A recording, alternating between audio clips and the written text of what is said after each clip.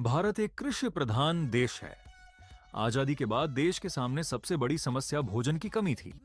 बढ़ती जनसंख्या, सीमित संसाधन और पारंपरिक खेती के कारण अनाज का उत्पादन बहुत कम था। गांवों में सूखे खेत, खाली अन्न भंडार और राशन की लंबी कतारें आम दृश्य बन चुकी थीं। कई क्षेत्रों में भूखमरी जैसे हालात पैदा हो गए थे और देश को बाहर से अनाज मंगवाना पड़ रहा था। इसी कठिन समय में भारत के वैज्ञानिकों, नीति निर्माताओं और किसानों ने मिलकर एक नए समाधान की तलाश शुरू की। कृषि को आधुनिक बनाने पर विचार हुआ। प्रयोगशालाओं में शोध होने लगा। नई किस्म के बीज विकसित किए गए और खेती को विज्ञान से जोड़ने की दिशा में कदम बढ़ाए गए। डॉक्टर एम एस स्वामीनाथन जैसे वैज्ञानिकों के प्रयासों ने देश को एक नई उम्मीद दी। 1960 के दशक में भारत में हरित क्रांति की शुरुआत हुई। इसमें उच्च उपज वाले बीजों का प्रयोग किया गया। सिंचाई के लिए नहरें और ट्यूबवेल बनाए गए। रासायनिक उर्वरकों और कीटनाशकों का उपयोग बढ़ा।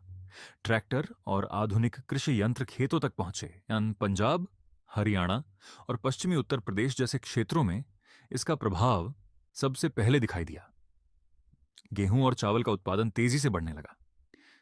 धीरे धीरे खेतों का रंग बदलने, डिजिटल बदलने लगा। जहां कभी सूखी जमीन दिखाई देती थी, वहां अब हरी भरी फसलें लहलहाने लगीं। अन्न भंडार भरने लगे। किसान के चेहरे पर संतोष और खुशी लौट आई। भारत खाद्यान्न के मामले में आत्मनिर्भर बन गया। अकाल की आशंका कम हुई और देश ने अनाज का निर्यात भी शुरू कर दिया। लेकिन हरित क्रांति के साथ कुछ समस्याएं भी सामने आईं।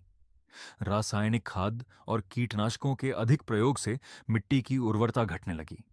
भूजल स्तर लगातार नीचे जाने लगा। छोटे किसानों और बड़े किसानों के बीच आर्थिक अंतर बढ़ा। पर्यावरण पर भी इसका नकारात्मक प्रभाव पड़ा। आज भारत इन अनुभवों से सीख लेकर आगे बढ़ रहा है। अब जोर सतत और संतुलित कृषि पर दिया जा रहा है।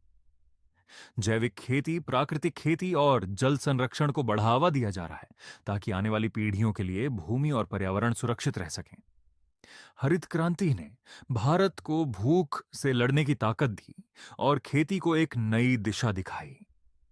यह केवल कृषि में बदलाव नहीं था, बल्कि देश के आत्मविश्वास और आत्मनिर्भरता की कहानी थी।